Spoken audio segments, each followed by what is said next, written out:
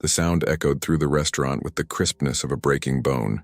It wasn't loud, but in the sudden quiet that settled among the tables at La Trattoria di Emiliano, it felt like thunder, a slap, swift, humiliating, and brutally disrespectful. Sergei Weber, an 81-year-old veteran, stumbled back, the red mark blooming on his wrinkled cheek. His eyes, which had already witnessed the horrors of forgotten wars, now filled with a mixture of shock and a deep, ancient sadness. Across the table, Jabari Kuznetsov, a man who was a mountain of muscle and arrogance, sneered. His low, guttural laugh was the second sound to break the silence, a dirty noise that stained the familiar atmosphere of the place. "Learn to watch where you're going, old man," Jabari growled, his friends around him laughing like a pack of hyenas. No one moved. The other patrons, families and couples who minutes before were enjoying their dinners, were now frozen, prisoners of fear. Emiliano Stefanou, the owner, was paralyzed behind the counter, his face as pale as dough not yet baked. The conflict had started over nothing, an accidental brush from Sergei as he stood to go to the restroom, a whispered apology that Jabari had decided to turn into a display of power. Sergei Weber, who had dedicated his life to defending honor and dignity, said nothing. He simply straightened up, his frail body trembling slightly, not from fear, but from the contained fury of a lifetime. His eyes met Jabari's, and for a fleeting moment the bully faltered, caught off guard by the unyielding dignity in that gaze. But it was only a moment. Arrogance won, and Jabari turned away, returning to his table like a king reclaiming his throne. An hour later, Aiden Fan's phone rang. Emiliano's voice on the other end was trembling, laced with guilt. "Aiden, your father. There was an incident here." Aiden was 42 years old and had never imagined he'd receive a call like that. He knew his father's routine. Tuesday was pasta night at Emiliano's, a sacred ritual since his mother's death. As he heard the details, ice formed in his stomach, a calculated coldness he knew all too well. "Is he all right?"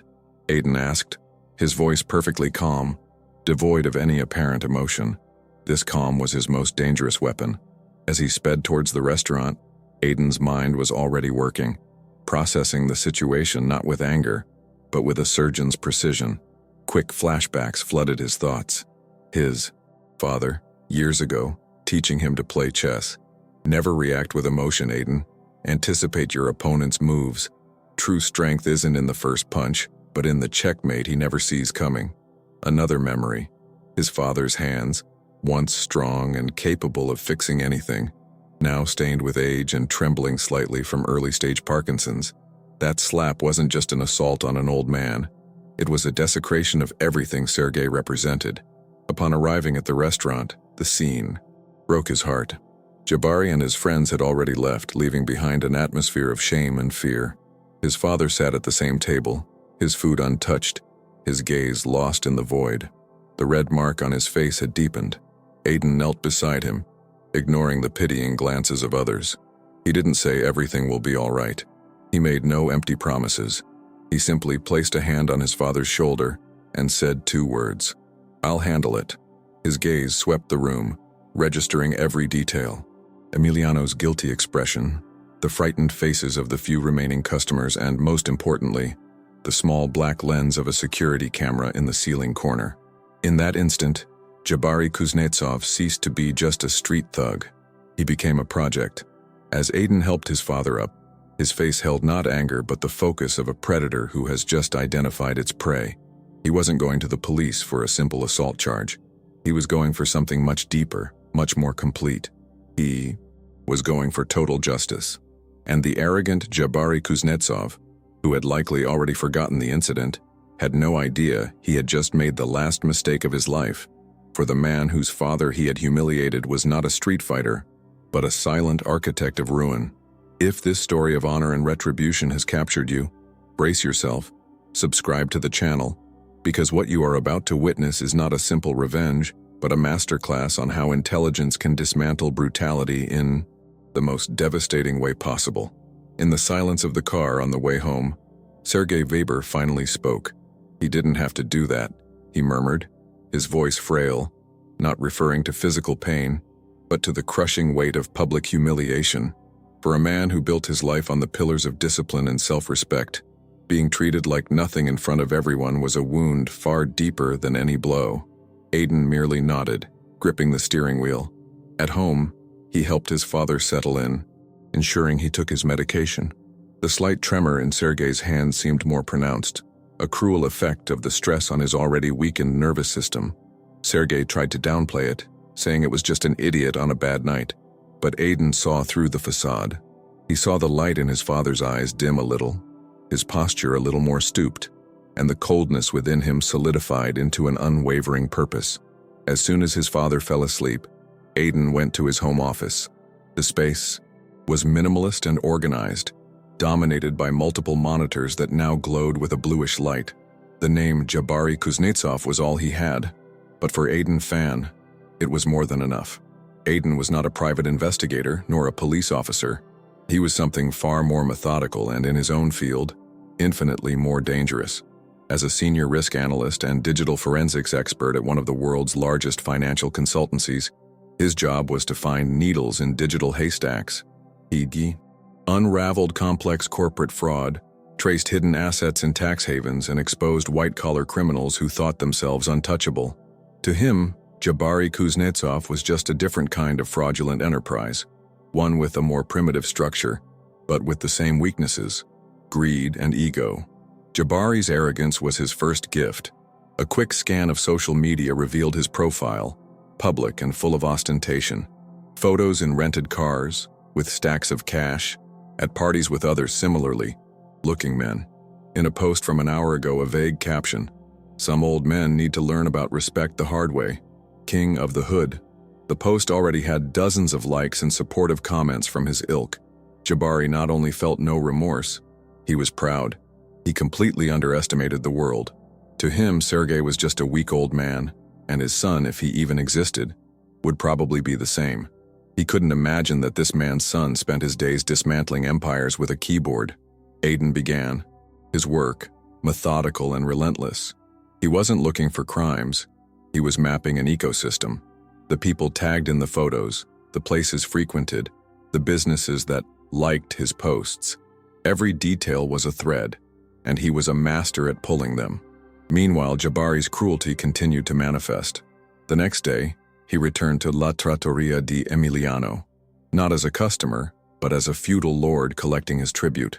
He intimidated Emiliano, demanding weekly protection fees to ensure that incidents like the previous nights wouldn't happen to his customers again. Desperate, Emiliano called Aiden, his voice a whisper of fear. "He's here again. He said if I don't pay, next time he'll break more than a plate." This information was crucial. It was no longer an isolated assault, it was a pattern of extortion. Aiden reassured Emiliano. "Don't pay anything, just buy time. Tell him you need a few days to gather the money. And Emiliano, activate the audio recording on your phone. Whenever he's around, just put it in your pocket, don't risk it." To speed things up, Aiden knew he needed help. He made a call. "Jisoo, I need a favor." Off the record. Jisoo Shin was the best digital investigator Aiden knew, a white-hat hacker with an almost supernatural ability to find information that didn't want to be found. "What do you have for me, Fan? Another CEO hiding money in the Cayman Islands?" she asked, her voice amused. "Something a little more personal," Aiden replied. The name is Jabari Kuznetsov. I want everything. Every penny he's ever earned, every shell company, every property in a relative's name, every deleted message. Treat him like our biggest corporate target. I want a complete dossier that can destroy a man." There was a pause on the other end. "Sounds intense. He messed with the wrong person?" Jisoo asked.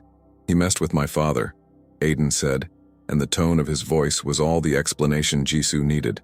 "Consider it done. Give me 48 hours. Each of Jabari's new humiliations, each arrogant post only strengthened something within Aiden that his oppressors couldn't see. A silent force fueled by the very injustice they tried to impose. What Jabari and his small circle of admirers didn't know was that each act of contempt, each mocking laugh was writing its own sentence of defeat in lines of code and digital paper trails. For a moment, seeing the photo of his father with his marked face, Aiden felt primal anger burn, but he controlled it, channeling it into focus. Jabari Kuznetsov thought his strength lay in his fists. He was about to learn that in the 21st century, true power resides in data, and Aiden Fan was a master on this silent battlefield. The war would not be fought on the streets, but on servers, in the clouds, and in bank statements.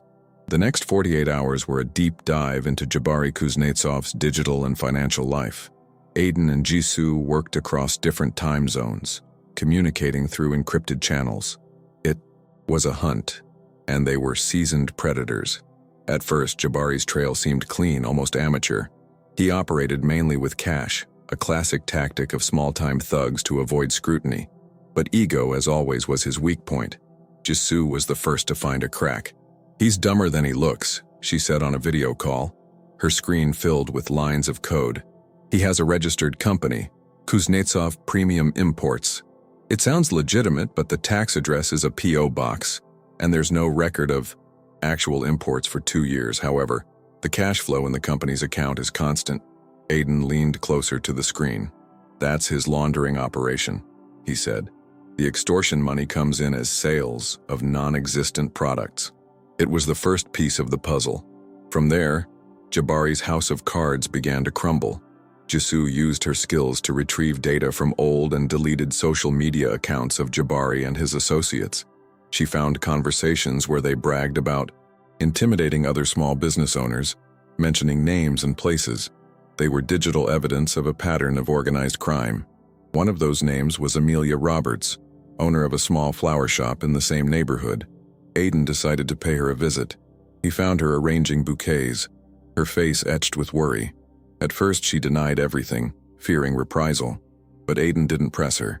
He simply told her what had happened to his father, Sergei. He spoke of the humiliation, of the helplessness. Seeing the sincerity in his eyes, Amelia broke down. She told him how Jabari had been extorting her for months, threatening her family. "I pay him every week," she confessed, tears in her eyes. "It's that, or he said he'd set my shop on fire." Aiden recorded her testimony, with her permission. He now had a face and a voice for Jabari's crimes. Meanwhile, the antagonist's arrogance continued to be his greatest enemy. Feeling untouchable, he continued to pressure Emiliano over the phone. And, as instructed, Emiliano recorded every call. The veiled threats, the demands for money, the mocking mention of old man Sergei Weber. Everything was being documented. Aiden and Jisoo compiled it all. The financial records of the shell company, the audio testimonies, the screenshots from social media, the location histories that placed Jabari at the crime scenes at the exact time. It wasn't just a collection of evidence. It was a complete biography of Jabari's criminal life. But Aiden knew that handing this over to the police would result in a long and uncertain process. The justice he sought needed to be more immediate, more public, and above all, more personal. He wanted to dismantle not just Jabari's freedom, but his very identity as a tough guy. He wanted to shatter the illusion of power that allowed him to terrorize good people. The plan began to take shape. Aiden bought a website domain and started building a page. It was a clean, professional design, like an audit report. At the top, in large letters, the name, The Kuznetsov Dossier.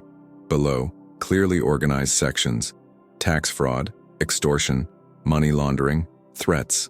Each section was being filled with the irrefutable evidence he and Jisoo had collected. Charts showed the flow of illegal money. Audio clips could be played with a click.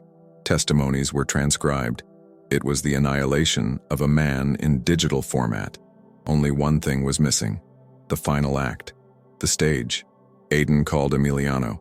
"I have a plan," he said, "but I need your help, and I need you to be brave." He explained what he had in mind. Emiliano, who had spent days living in fear, felt a spark of hope for the first time. The idea of turning the tables on his tormentor was terrifying and exhilarating. He agreed. The dossier was complete. The stage was being set. The trap was sprung. The final step was to lure the beast. Using a burner phone and an anonymous messaging service, Aiden sent a single message to Jabari Kuznetsov's number. The text was short and to the point. "I know what you did to Sergei Weber, and I know about the rest. La Trattoria di Emiliano. Tomorrow, 8 p.m. Come alone. If you don't show up, the whole world will know who you really are by 8:01 p.m. Across town, Jabari read the message and laughed. An empty threat, he thought. Probably the old man's son trying to play hero. He decided he would go. It would be fun to humiliate the son in front of everyone, just as he had the father. He had no idea he wasn't going for a fight.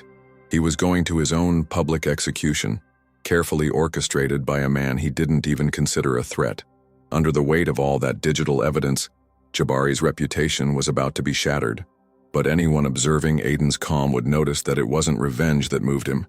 It was the contained power of someone about to rewrite history, replacing fear with justice. At precisely 8 p.m., the door of La Trattoria di Emiliano opened. Jabari Kuznetsov entered, chest puffed out, a smug grin on his face. He expected to find an empty restaurant, perhaps with a scared young man waiting for him in a corner. Instead, the place was surprisingly full. At various tables, familiar faces stared at him. The florist Amelia Roberts, the barbershop owner Finn Mejia, and several other local merchants. They were the faces of the fear he had cultivated for so long. But tonight, there was something different in their eyes. It was no longer fear. It was anticipation.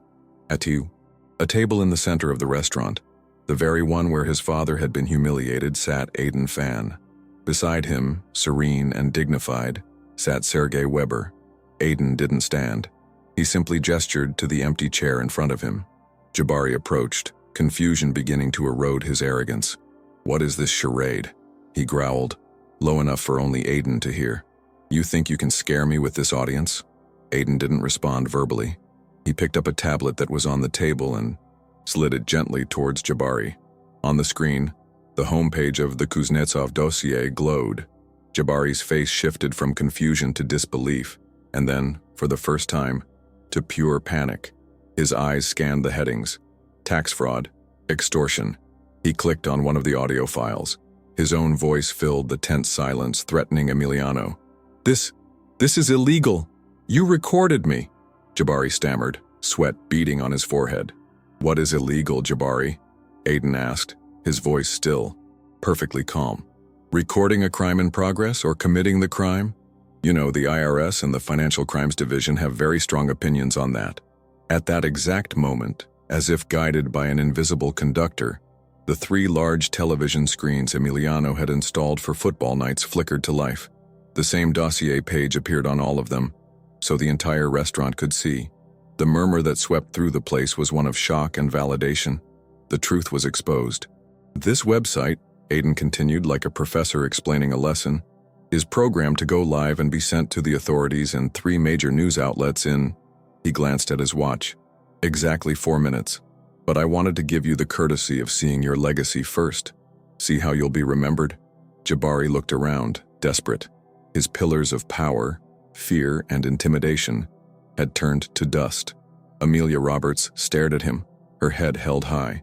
Emiliano emerged from behind the counter, stopping beside Aiden's table, no longer a hostage in his own establishment. "Get out of my restaurant," Emiliano said, his voice firm, echoing the new courage that filled the room. In a final act of impotent fury, Jabari abruptly stood up, his chair crashing to the floor. He lunged towards Aiden, animal instinct taking over. He never made it. The restaurant door opened again, and 2 men in suits, discreet and efficient, entered. "Jabari Kuznetsov?" one of them said, flashing a badge. "You are under arrest on suspicion of extortion and fraud." They had been contacted by Aiden earlier that day, with the complete dossier already in hand, and had been waiting outside for the signal. As they cuffed him, Jabari, the king of the hood, suddenly looked small and pathetic. He shouted, he protested, but his voice had no power anymore. It was just the noise of a caged animal. The detectives let him out. The restaurant didn't erupt in applause. Instead, a deep collective sigh of relief washed over the place. It was the sound of justice, quiet and absolute. Aiden finally turned to his father. Sergei Weber had tears in his eyes, but they were not tears of sadness. They were tears of pride. He placed his trembling hand over Aiden's. "Checkmate," Sergei whispered. Jabari's brute force was undone not by a stronger punch, but by a click of a mouse. As they led him away, the true victory wasn't in the thug's arrest, but in Sergei Weber's gaze, which saw his son not as a vengeful warrior, but as a protector who used the most powerful weapon of all, intelligence, to restore the honor that had been stolen from him. In the center of that restaurant where humiliation had reigned, a new reality took shape, proving that true strength does not intimidate, it liberates. In the months that followed, life in the neighborhood changed subtly, but profoundly. The story of the Kuznetsov dossier spread, not as a rumor, but as a modern legend. Jabari Kuznetsov, faced with a mountain of digital evidence and emboldened testimonies from his victims, stood no chance in court. He was sentenced to a long prison term, not for the assault, but for the empire of fear and financial crimes he had built. His assets were confiscated, and his name, once whispered in fear, became a joke, a synonym for a bully who was defeated by a computer nerd. Emiliano Stefano's restaurant flourished. It became a symbol of community resilience, a place where people felt safe. Customers came from all over the city to support the business that refused to yield to fear. Amelia Roberts and the other merchants, freed from the burden of extortion, saw their businesses thrive. They formed a neighborhood association, strengthening the bonds that Jabari had tried to break. Aiden Fan did not become a vigilante. He returned to his life, but something within him had changed. The satisfaction he felt came not from Jabari's ruin, but from the liberation of his victims. His firm, impressed by his initiative and demonstrated skill in the personal project, offered him a unique opportunity to lead a new pro bono division dedicated to using the firm's digital forensics expertise to help small businesses and individuals defend themselves against financial predators. He accepted without hesitation. Jisoo Shin became his partner in the new division, and together, they became silent guardians for the vulnerable. But the greatest transformation was in his relationship with his father. Sergei Weber regained the spark in his eyes. He returned to Emiliano's restaurant every Tuesday, no longer as a victim, but as a pillar of the community. His dignity, which had been momentarily tarnished, was now stronger than ever, polished by the pride he felt for his son. One evening, months after the incident, Aiden and Sergei sat at the same table. The restaurant was filled with laughter and conversation. The air was light. Sergei looked at his son, a gentle smile on his lips. "You know, for a moment that night I felt old and useless," he said, his voice steady. "But you reminded me of something I myself taught you. Strength isn't in never falling, but in how you get back up. And you didn't just lift me up, you lifted all of us." Aiden nodded, a sense of peace filling him.